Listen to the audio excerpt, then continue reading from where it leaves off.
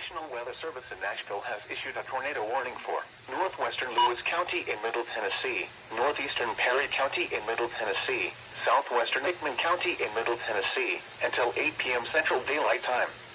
At 7:36 p.m. Central Daylight Time, a severe thunderstorm capable of producing a tornado was located near Linden, moving east at 40 miles per hour. Hazard, tornado. Source, radar indicated rotation. Impact, flying debris will be dangerous to those caught without shelter. Mobile homes will be damaged or destroyed.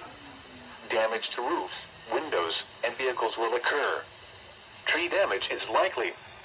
This tornadic thunderstorm will remain over mainly rural areas of northwestern Lewis, northeastern Perry, and southwestern Hickman counties, including the following locations: Lobelville, Gordonsburg, Cummins, and Pleasantville. Take cover now. Move to a basement or an interior room on the lowest floor of a sturdy building. Avoid windows. If you are outdoors, in a mobile home, or in a vehicle, move to the closest substantial shelter and protect yourself from flying debris.